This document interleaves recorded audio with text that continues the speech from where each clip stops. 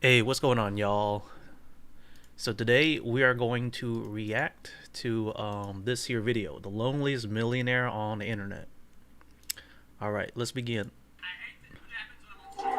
The first rule of being an A-list streamer is brutal, but simple. Once you turn the camera on, you never get to turn it off. To the world, he's xQc, one of the most watched, highest paid person. Also, if people don't know, I'm reacting to xQc. I think he's like a well-known Overwatch player, and then he turned into a streamer, and yep. Personalities on the planet. xQc is the biggest streamer on Twitch. The fame, the nine-figure deals, the constant roar of 40,000 live viewers. From the outside, it looks like the ultimate success story. But that is not the story you're about to see. This story is much darker. Because sometimes you get everything you ever wanted, just to lose everything that ever mattered. It's nothing. You're not the victim here. No, every story about a downfall starts somewhere. And for xQc, it started at the top. Felix Lengyel was a professional gamer turned full-time streamer. Online, he went by xQc. And by early 2018, he'd already built Alright, so this is like a history on him. Cool. 200,000 people followed him on Twitch. And every night, thousands tuned in just to watch the madness unfold. Nobody will ever see. xQc was the definition of an internet troll. He talked weird, said whatever popped into his head. And yeah, he wasn't exactly the cleanest guy around, but that's not really the point. Because you can make quite literally anything entertaining. Oh yeah, my webcam's broken. I don't know. I look like a It really ghost. doesn't matter what happened. Dying in game, getting stream sniped, some annoying TTS donation. He'd explode, lose his mind, and somehow make it hilarious. But over time, the chat started catching on. They realized that the more they pushed him, the better content got. So it kind of became this game. Who could piss him off the most? Who could get the biggest reaction? Every week, the stunts got worse, and what started as harmless trolling was slowly turning into something mean. The line between the stream and real life was starting to blur. And in about 2 seconds, someone was about to take it too far. I'm coming out, coming out, coming out.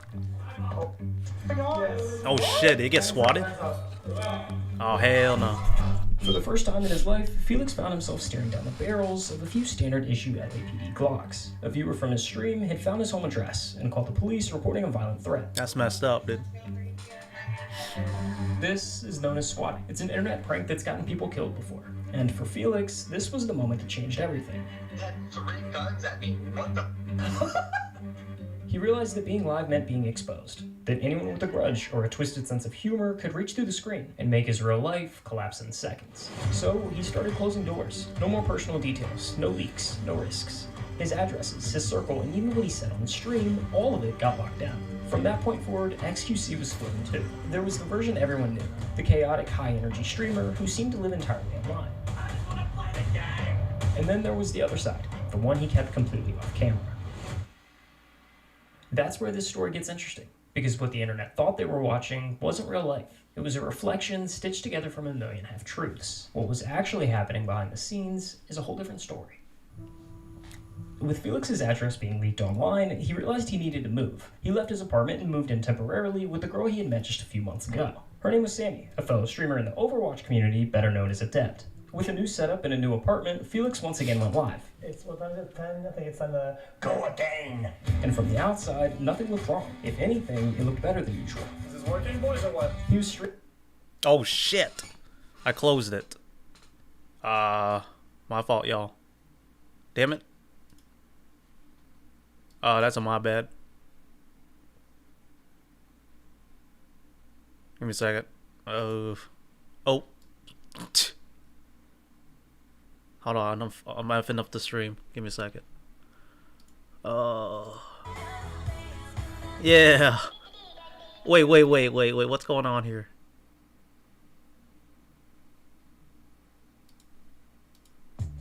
There we go. I was like, what the hell? Alright. My bad, y'all. We're running it back. Man, Dags, man, get off my screen, bro. Kick, you're being annoying again. Alright.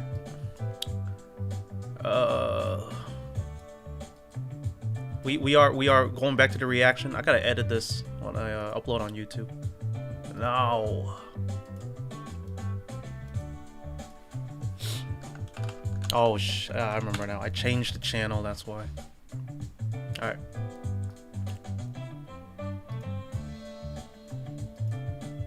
He was streaming more than Okay. We're back. Yep. ever, laughing more than ever, making more money than ever. Does that look like a shark? Every month, the numbers continued to climb. The chat was bigger, the clips were everywhere, and Twitch was basically becoming his playground. Eventually, Felix found a new place, something more permanent, and the depth moved in with him. Online, they insisted they were just roommates, but whenever they were on stream together, they didn't exactly look like just roommates. Fix these right up. Oh my god, you really did. It was kind of sweet. Two streamers building a life off of the same madness. And they joke on stream, sometimes argue a little, but the infinitely parasocial chat would eat it up. It felt like a look into his real life. And maybe that's why nobody thought twice when things seemed off. If he changed rooms, it was just a new setup. If he ended the stream early, chat blamed the bad sleep schedule. Little things you only notice when you already know how the story ends. From 2020 to 2022, it was the gold run. xQc became Twitch's poster boy. He was the single most watched streamer for 3 years in a row. He'd go live for 10 hours a day, grinding some random game or reacting to whatever was trending. Then go to sleep, wake up, and do it again the next day.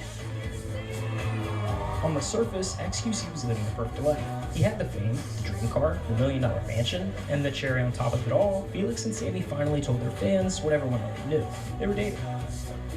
Everyone watching thought, damn, xQc is living the dream. And for a while, maybe he was. But in reality, everything was falling apart. To understand why everything went wrong, we need to rewind, all the way back to 2018. After moving in with Adept, the swattings didn't just magically go away. Somehow, within weeks, his address kept getting leaked online, and once it was out there, it was only a matter of time before the police showed up at his door. Actually, get me the out of here, man. I'm so in with all of it, man. Holy sh. Yeah, I'll get the out of here, dude. I'm not tomorrow. I don't want to live anymore. Felix learned fast. After those first incidents, he made sure it never happened live again. No cameras, no chat reactions, nothing for the trolls to feed on. We'll be on the move for a little bit, but it'll be fine. I'm not gonna talk about it too much. It's just whatever. But every time he thought he'd found a safe spot, something would slip. One day he'd be streaming from one place, and the next, somewhere completely different. I'll find a way to get my stuff somewhere that's I can keep it safe. I'll find a way. Sometimes he'd crash at a friend's house, or head back to Montreal to stay with his parents until he could find a new place. But none of it really felt safe. Almost every day, the police came to our house with a full squad. I was genuinely scared that I was going to die. Now, anyone near him, Sammy, friends, family, were in danger solely because he was there with them. Just me being around people, like, endangers them. It's just kind of, like, unfair for others. And the worst part? There wasn't really anything he could do about it. The more famous he got, the bigger the audience became, and the more dangerous that 1% of it became too. I don't know what the is wrong with you guys. I don't know what the is wrong with you absolute degenerates. Moving became routine. Every so often came a new house with a new setup, and each time it looked the same. A plain, empty bedroom. I just thought, if I purchase a home, and I'm the only person on the title, it's my home, I thought, what could possibly go wrong? And sometimes I realize, like, it just doesn't matter, dude. I can't have shit. Whether he had an actual setup or not, he'd start streaming regardless. He simply wasn't going to let that 1% of viewers ruin it for the other 99. Over time, he would slowly but surely fill the space. Sometimes it was posters on the wall, or adding a bed, cool lights, or maybe some plants to the stream room. But it seemed like the minute it actually started to feel like a home, like someone actually lived there, the cycle restarted. Okay, well, I guess we'll move again, and we'll start it again, and hopefully, and it probably gonna blow up again. All right, let me add some commentary.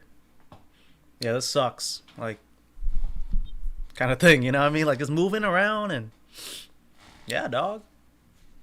Shit. After a while, you could see it wearing on him. The sleep deprivation, the junk food, the constant anxiety. It all started to pile up. Somewhere in that blur of streams and relocations, the pressure began to break through. xQc is, if you watch his content, renowned for being really, really bad at sleeping. X has night terrors where he runs through the house screaming. Felix started having night terrors. Real physical ones. This morning, I was bloody. Yeah, I did have a fight, actually. Yeah. Oh, that's crazy. When he wakes up to that, do you freak out, Adept? It doesn't scare you? He'd wake up gasping, disoriented, sprinting across the room trying to escape something that wasn't there. And so, oh my god. I just wake up with no air, and I just run. Dude, there's like holes in the walls because of it. Dude, look, there's one above the bed. Look at that. Literally ran straight into the wall. Whether he was with Adept or staying with friends, they would have to pull him out of it before he hurt himself. But sometimes he didn't wake up fast enough. I woke up and... Damn, dog. That's... I don't know what to say about that. And I hurt myself in panic. That's all. I try to add commentary. I don't know. I'm more of a watcher than a commentator. But yeah, I'll try to give my 2 cents kind of thing. But yeah, feel free to chat, y'all. Yeah. Oh, and appreciate the follow dags, even though you spam like some crap in the chat. Appreciate you, dog. I don't really know what happened, but it should be fine for now, though. And even then, the very next day he was still alive. Because for Felix, stopping meant thinking. And thinking was worse. In a way, when I go live, I have my own little sun, or my little spotlight above my head, right? Recently it's been like, spotlight goes off, and it's just darkness. At one point, after years of this cycle, things got so bad that he started writing a will. He genuinely wasn't sure how much longer he'd last if things kept going the same way. I had a bunch of bad thoughts. Things kept happening that were really bad and scary. I felt like I wasn't gonna live very long. When he began going through what he had and figuring out where it should all go, it naturally fell to his family. But one name wasn't there, Adept's. And when she found out, everything blew to Kingdom Come. This was the start of something that would turn into one of the most bizarre and public breakups the internet had ever seen. After that, things just kind of like started like blowing the fuck up, you know? When Adept found out she wasn't included in Felix's will, the tension between them began to boil over. Why are you raising your tone? Because You're raising your tone. Really annoying. You're raising your tone. I'm tired of hiding behind this that you do every time. Okay, can you understand that I always do this? And it's not target. God, here we go. What started as a couple's argument slowly grew into something much bigger, one that pulled in Felix's family and refused to fade. Simi, you called my family psycho, crazy, conniving ass crack. I blamed myself. You Ass crack. for 3 hours blaming everybody else. I do this with you anymore. You are not a victim here. You have never been a victim here. I'm done speaking with you. I'm You done are as well. not a victim. It's Stop okay. victimizing I'm yourself. sorry. I think this got too heavy. I'm sorry. Bye. Over the So, this is off topic, but this cube in the background, one of my friends had that during like a rave, because I went to a rave kind of thing in the past. Yeah, he was like, it's like a totem thing. That was pretty sick. Yeah. The next few months, things only got worse. Arguments kept resurfacing, and every attempt to fix things seemed to just make it worse. Sorry. See? Classic. Just like you pull the string, you say an argument, you say your remark, and you leave, and then you're like, got him, dude. It's not how it works, though. Eventually, Felix felt like he was cornered. Like he had to choose Do that cube. You can change like multiple colors. It's dope, man. That cube right there. just one. Family or debt. I was cornered into choosing between family and Sammy. And unfortunately, what happened is that I kind of just chose family. And that decision set off everything that came next. Why are no other streamers talking about xQc divorce? Like how major it is. This ain't like some little thing. Like, this is major. This is having an impact on him psychologically. After a string of public arguments and tense on-stream moments, Adept took things a step further. She filed a claim saying this wasn't just a breakup. According to her, she and Felix were married under common law. Wait, they're married? Anyways, hold on. Let me test the audio.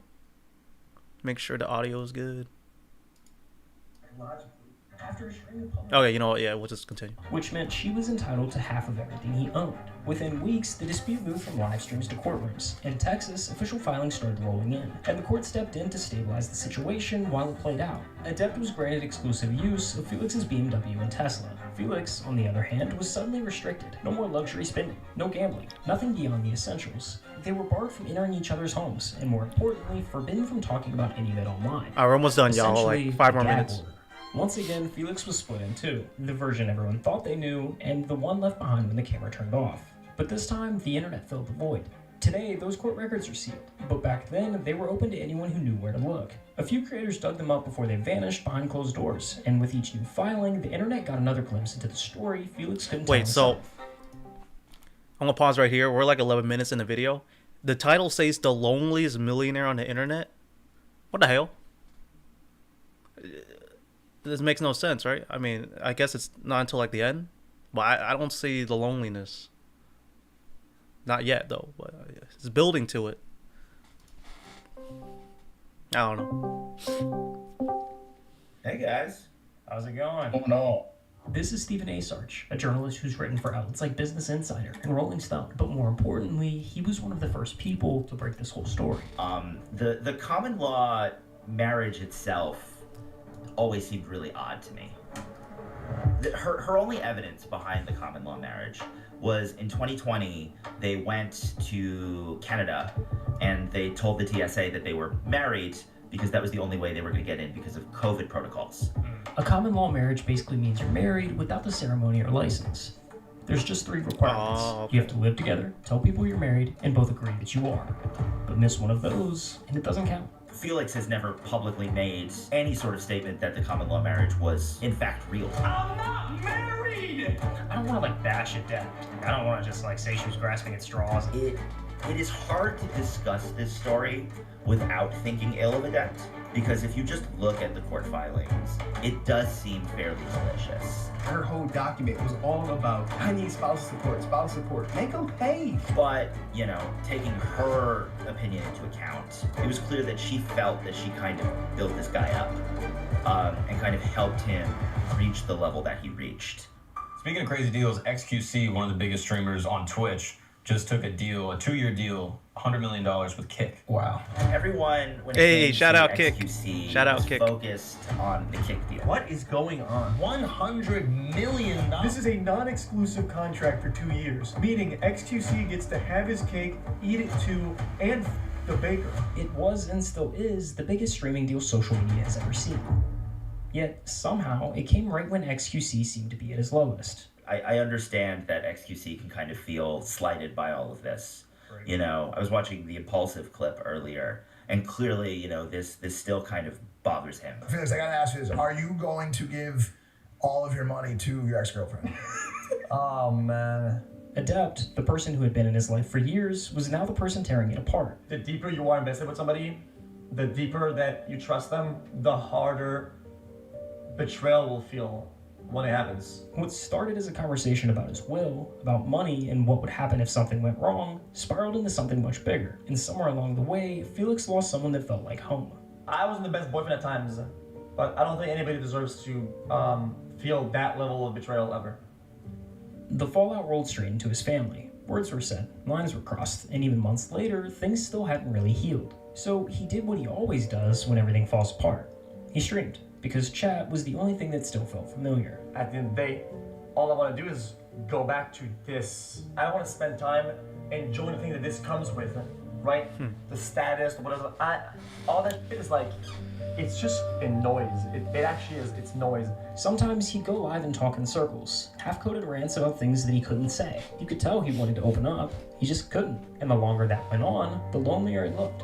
Money just changes people, man. If people say it's changed me, you wanna know why? It wants to do something about me. Everybody around me, that's all they cared about is just money. When everybody around me starts caring about it so much, right? Then it annoys me. And there's me right here, everybody's next to me, and then everybody's looking past me to whatever I have. And it's okay, well, how do I get the focus back on me? I'll just burn it then.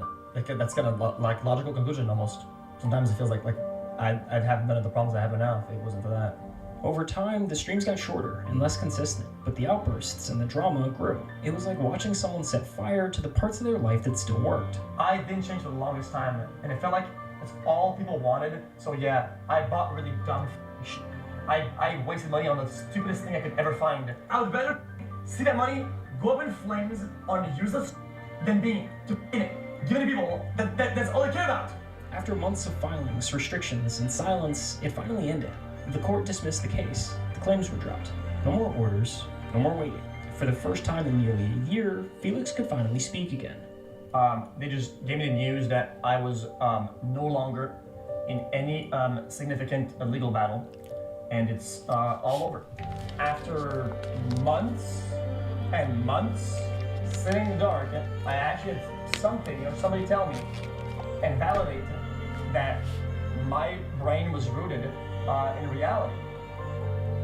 In the end, Felix never really escaped the chaos. He just stopped letting it define him. The cameras are still there. The chat still moves a mile a minute, but he's not hiding behind it anymore. When he goes live, it's not to fill the silence. It's because he actually wants to be there. The line between xQc and Felix will probably always exist, but for the first time, it doesn't feel like a mask. It feels more of like a balance. He can log off, disappear for a while, and the world keeps spinning. The stream doesn't have to be his whole life anymore. And maybe that's the real win. Not the contracts, not the numbers, not the record-breaking deals. but finally being okay with just being himself. I don't get it. No. So okay, we're done. So my critique on this: how is he the loneliest millionaire on the internet when he has chat, he has, the community and all that? Unless like it's like more deeper into it, where like it's like a parasocial thing. But I mean, he has a community. I don't see the loneliness in it. So I think that's like a clickbait kind of title. Let's read the comments. Play some background music real quick too. But yeah, I mean, we just saw like basically a documentary kind of thing on xQc. Not too sure.